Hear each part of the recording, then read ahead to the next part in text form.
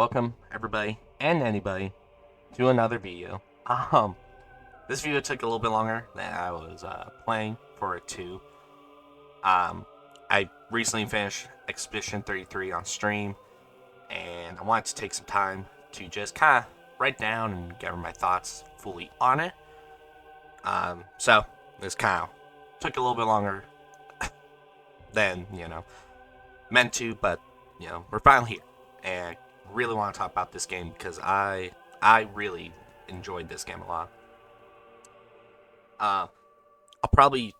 I'll do a non-spoiler, which of course that'll be this section, and then if you don't care about spoilers, I will be doing that so I can talk about the story because I really enjoyed the story. I think it's one of the probably best parts of it, so I really want to dive into that.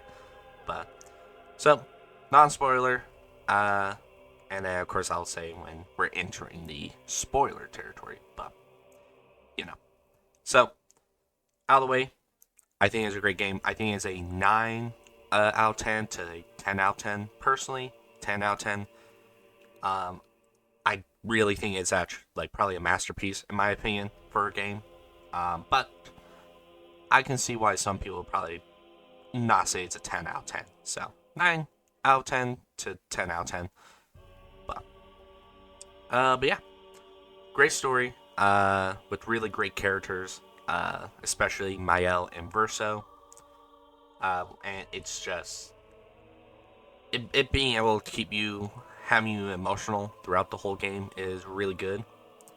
But that's about it. I will talk for the story, for the non-spoiler position position part. Sorry about that. So getting to the other thing, probably the biggest thing, gameplay. I think you will like it even if you're not into turn-based games, which I see a lot of people say, and I really agree.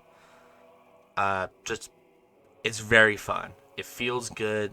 The timing of the parries and the dodges, and the jump. Well, the jumps are pretty forgiving, mostly, but especially the timing for the parries and dodges feel really tight and really nice. Really gives me a similar vibe of timing at points to Sekiro, though I do, or Liza P also, but I do think this one has probably tighter timings than at least Sekiro. I'm not sure about Liza P, but really good. Makes it very engaging, for when you're playing it and fighting people. So that's probably what I like. If you're not into turn-based, you'll probably like it because of that, since it's a little bit engaging like that. But another part is every character having their own unique little system that you get to play around with. So Verso, you have his perfection ranks. Mayo, you have her stances, or Lune, you have her elemental stains, I think they're called, or magic stains. And the other two, CL having her cards, and then I'm forgetting his name, Monoko, having his whole foot and enemies skills. They're all unique, so they're all pretty fun and pretty fun to kind of mix match. Even though for me, I did not. I had Verso, Mael, Lune as my main, or Gustav, Mael, and Lune as my main two. So as my main team, and pretty much did not need to use my backup team really. So but very fun. How they're each little built different, so when you're building them, you kind of have their unique system mindset, except and not just oh, these two are very similar, so I'm just going kind of build them. But it feels pretty good. And then along with that, you have the great variety just from the stats while you're building them, your Pictos, your Lune, and then of course the skills. I think they all have a a good amount of skills you get to play around with and can really mix and match them. Like I've seen a lot of different gameplay people playing it, where it's them using different skills than I did for like uh, the characters, and, and it looked just as good and fun and other stuff. So really great build variety of builds. For me, I did just kind of like I try to make like a balance. Like I made Lune my healer. Verso was supposed to be my tank, but there was points where Mael became our tank, and also as my big damage character. So but that's on me. But yeah, fun, great variety, great kind of just playing around, playing different characters and seeing what you really like, and just kind of building them with that in mind. Really great. And I think it's like I said, if you don't like turn-based, I think you'll like it with just how it's all built and kind of ties into each other, making it very immersive. But still having the whole very big like strategizing and deciding what your move is for this set character, like turn-based. I know, crazy.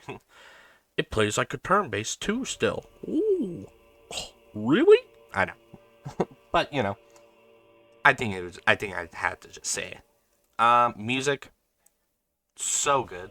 I'm still listening to many of the soundtracks, especially the Father's theme, battle theme, or I guess theme in general. God, it was so good, so good. I don't think there's any. I don't think any of the tracks I disliked. I think it was all pretty good. It set the mood, and just like helping this whatever scenes they're playing, like when you are about to fight the father, and stuff. Like it really good. But I'm not much of a music dude, so that's really all I can say. Is that it's top tier. I've been listening to it, and it does what a soundtrack is supposed to do, but very consistently and very good. Bigger thing is probably the unique and fun enemies just in the game. I don't think I really thought any of the enemies were boring. I think they're all very fun to fight and had fun designs with them. Like I don't think there was any bad one. I mean, there was definitely ones that I'd probably go like, for this one over that, but like, of course. But nothing really felt like boring or, I guess basic, at least to me, for the enemies. And then the bosses are the same. I think all the bosses are very fun, unique looking, and have fun gimmicks, that you get to play around with, and just feeling very unique from each other. So there was that. I really liked it, especially the ending boss fights for the axe. I think were the biggest highlight of them, which I mean, makes sense. It's the end of the act, but there's a lot of times where in games where it's just like, oh, this doesn't, like, there's a boss that's, way better than, like, the final boss of this part. Like, that's a common thing, but I really think for Expedition 33, the ending boss fights, for each act, pretty stand out from everything that comes before them. So, but even with them being different, them still having a good similarities to other bosses that are in the same vein, like the Axons. They feel very different, but they also do still have similar and still very easy to be like, yeah, of course they're the same kind of same species, I guess you could call it, or same group, but still feeling very different. So that was nice having that kind of clear line, and stuff. The environment is amazing. It's so beautiful. I've seen some people critique that they feel what I see. I think it was like very basic, which some are. Uh, sure, but like I think in general they're just beautiful environments. Great world building. I'll probably get into that a little bit more later too, but all the different areas, again, the same sense as like the bosses, that they're different from each other, but they still feel part of the whole world. Like it's still just like, yeah, this fits into this world. This feels a part of it still, while still being different from the other areas you're going to visit. So there was that. You know, uh, so you know, and then this for my positive out takes on this game. It's $50. You know, it's less than most other big games, and I really think for what you're getting with it, and how polished, and just really good is like $50. It's really good in my opinion for that. Especially with just how the games are just getting more expensive. You know, 80 to $100 probably soon. It's nice seeing this level of quality of a game, and it's at $50. You know, really nice, really like it, but and especially for their first game, it feel a little bad because I really think this has set the expectations so high for their next game that I feel a little bad because like, oh, now they gotta you know, go and get compared to this game, which is just like, damn. Yeah.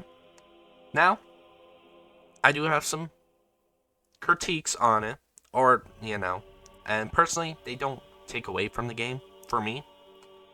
Again, I still think it's a 10 out of 10, but I can see why others would.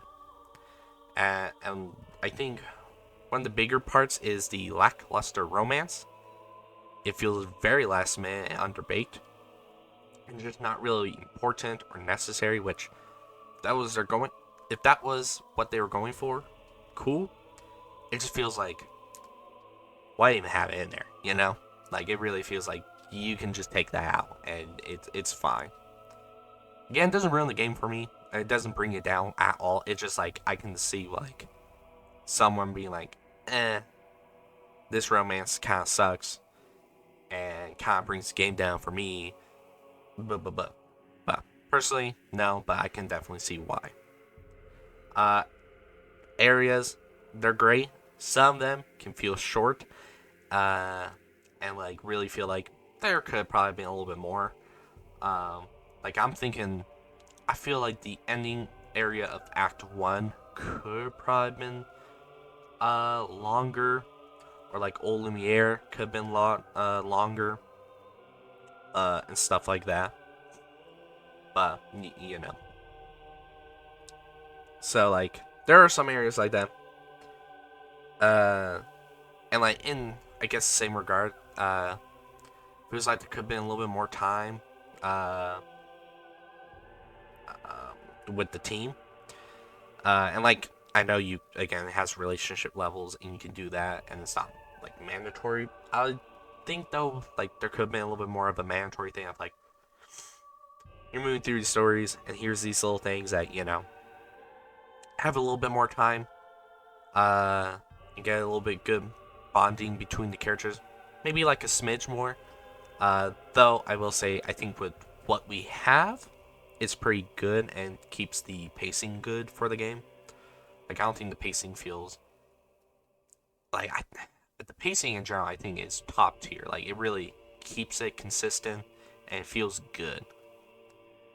And probably like last little bit critique I can see why people probably bump it down is the it can feel very easy at times. I played on normal difficulty just since I was streaming it, and you know I don't want to have like the roughest time on stream. But even on normal difficulty, there are parts, especially later on, where it feels very much very easy. Probably more than it probably should, even on normal difficulty. Like the final boss, I did first try, you know, like it, which really felt like I think it could have definitely been harder. And there are still some hard fights. Uh, like there are points where it's just like it feels very easy, and then I guess there are points where it's like also like, oh, this fight is like a jump in difficulty randomly. It feels like, but so I can see why. You can make your characters feel and be really strong, and almost feel like it's impossible to lose. Even if you're not mean to, like at the end of the game, I did well. I wasn't even trying to like really min max or anything. I was just doing what I wanted to do, and I still felt so strong. Like it was insane. But they had little critiques. Personally, I don't think any of them bumps it down for me, but I can see why. Um, it's just I feel like this game definitely will stick with people, and honestly, I could see it being viewed as a classic down the line. I think it's just, especially the story of this game, uh, really feels like it'll stick with people, get them a lot of memories, especially if they're like younger. I feel, and just like stick with them. Maybe inspire even others. Like they see like, oh, what these people did, and be like, yeah, you know what, I want to do this. Like this makes me want to pursue this, and I truly think that, and I think that's pretty good. So, yep, 10 out of 10. For me personally, I think I would say a masterpiece. But that's just me. I might be glazing it a little bit too much. I don't know. But so, yeah. Now I will be getting into spoilers because I want to talk about the goddamn story and a little bit of the world building. And the world. So that's what this is going about. So like if you want to stick around, cool. If you don't want to get spoiled, you can leave now, because it will just be about the story. I gave my, you know, ranking. I gave all that. So this is purely because I got some thoughts, and I love this. So getting into it, starting with the world building. For both the canvas and the real world, I feel is so good. Uh, like the canvas world feels so consistent, like so put together. Like it's all in like a great what's the word I'm thinking? Shit, I don't know. Really good together, like they fit. It all feels similar, but still having bits of uniqueness. But with the world building, just the sense of the bleakness and how of a dark world is, through like the beginning of Lumiere and seeing the culture of the Vassay and how that civilization has,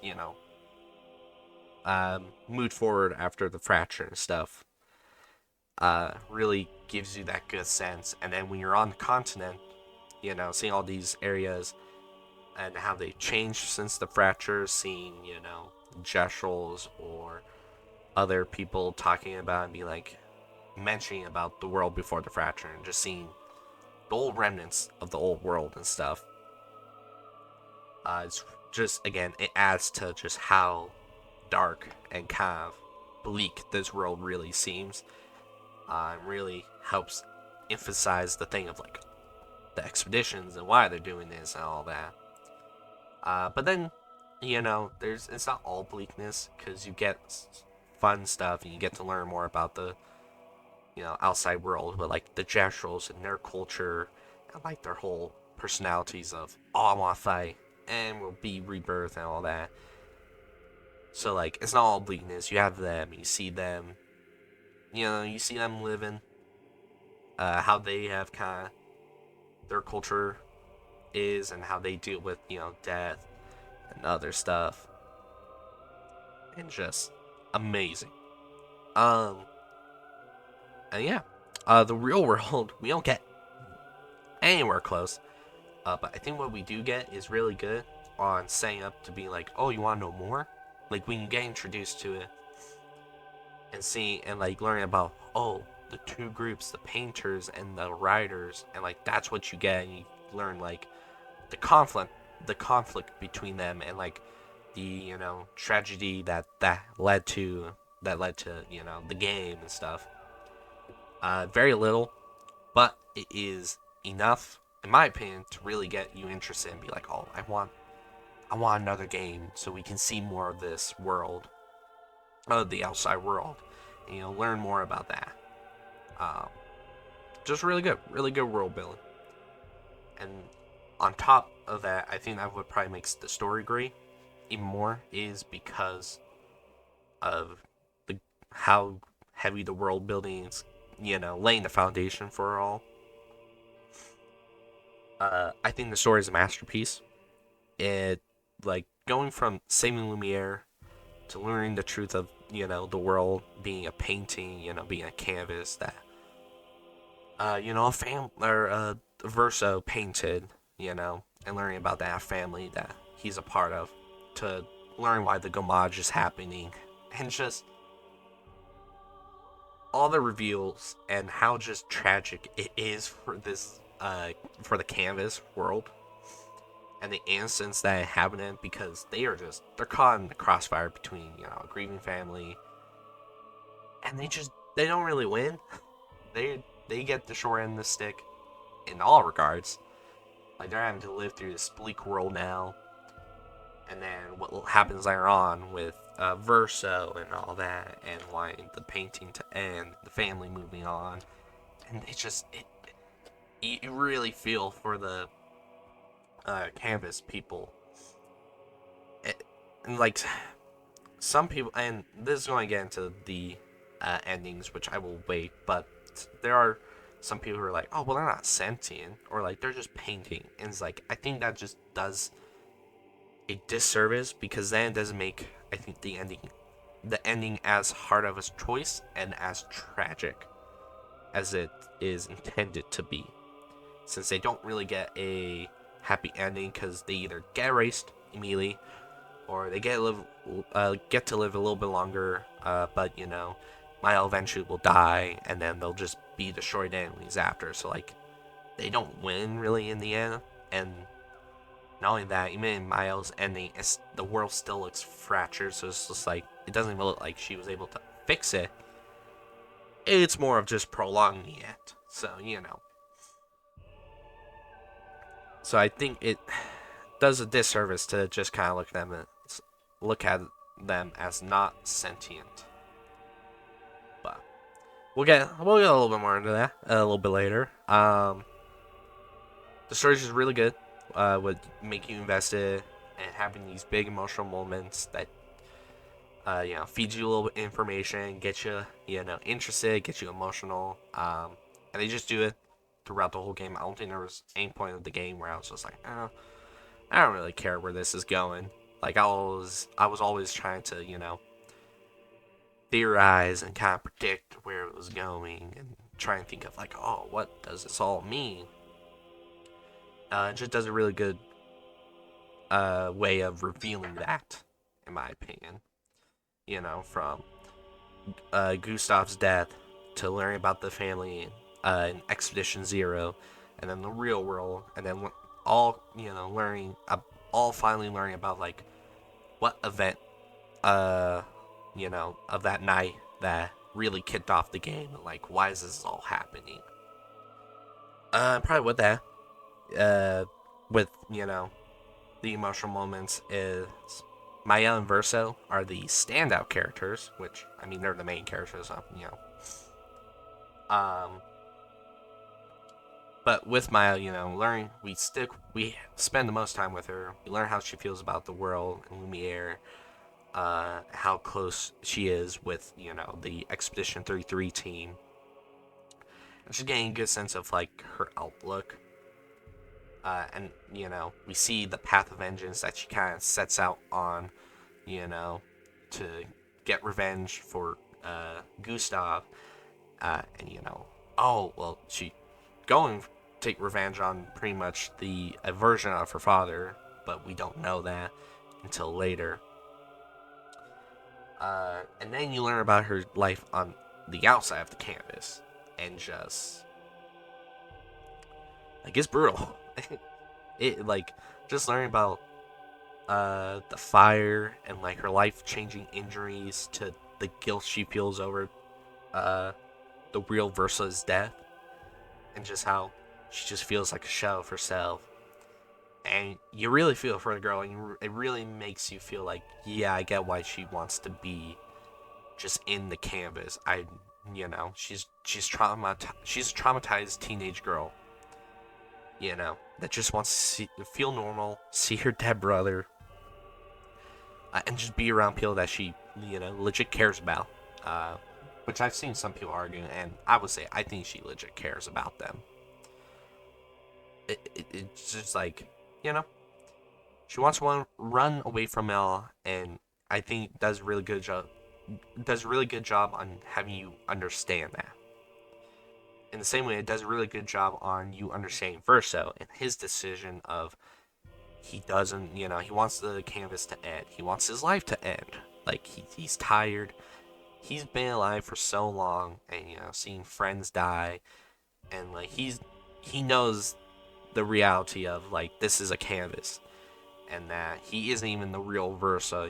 That the real Versa is dead, and the reason the world is so fucked up is because of the family that his family is based off of. They can't get over their grief. They're being torn apart because of that. So like it it makes a really good, it gets you really good to understand. Like it does a really good job have you understand why he's the way that he is, and that he even has faults where he's very shady. He doesn't reveal a lot of info that he doesn't need to. Really keeps it from people so he can get his kind of way. But you can kind of get that when he's over 100 years old, and all this that he's seen, and knowing the knowledge of like, I'm not even the real version, but the original version that died is causing all this. Like that tragedy is what's causing all this pain that I'm going through, or my family's going through, and plus the my world pretty much is going through is because of this. And the reason I like my very existence is just proof that they're not moving on from it. Like he's tired. And, the real Verso is tired. You talk with him throughout, and you see his, confusion and other stuff. You see how hard it is for even the painter Verso to be watching his mother pretty much kill herself by just staying in the canvas. And, just all the fighting that is from that. Like, is Verso a good person? You could probably say no, because of how untrustworthy and the decisions he makes. Which, I mean, I was very skeptical of him at first when we first met him, but like, the game does a really good job having you be standoffish on, but also getting you to like care about him and understand him, like him, and just like, oh, I get it, so I can get why you feel the way and you're doing the way you're doing because of it. Which, all that being said, leads into the endings, which I think some people try to put one as the good ending and the other as the bad ending. I don't think that's the case, really. I think there's both supposed to be a not perfect ending and a very tragic ending. And ending, both endings being like, I understand why they went this way, and like it's just, it wasn't going to happen. And they're kind of perfect, and it's a perfect way to end it by having the endings pretty much be not perfect. And that they're not happy endings. They're just, this is like the only way it was going to end, though. From first to end, the families, is set up to move forward and, start overcoming their grief of Verso's death. But the canvas is just erased. Innocent people are erased and are just, killed. A whole world is pretty much destroyed for it. While in Mayao's ending, she runs away again from grief, sure. But the canvas people get to live at least a little bit longer, and she can be happy. She can not feel like a former shell, like a shell of herself, and other stuff. But and like the team that you've been playing with, they can you know rest and be like, oh, our world, is alive. We kind of did it. We kind of did what we wanted to. But they're both like the cycle will probably continue, but like you understand it. And I think it's supposed to be that way. I don't think they wrote the endings to be like, oh, one's a good ending, one's a bad ending. And I think some people are just doing a disservice thinking it like that when it's supposed to be. But both endings, they're not happy, they're not perfect, but it was going to end this way. And I think, in my opinion, what makes it more tragic is I think that it was set to end the game was set to end the way it did when Verso let Gustav die. Like Gustav's death being the ceiling factor of like this is the path it's on where you have the only two endings. But you can understand why Verso did it. He didn't think Mael would want to leave the canvas if Gustav was alive, which is he was probably right about in a sense. However, I think there's a thing you can make of like Gustav probably was sided with Verso and be like, oh, Mael should leave the canvas, so she can live. And like it could be the potential of like canvas still gets destroyed, but Gustav, still sides with Verso for it because it's Mael and he cares about her. Or,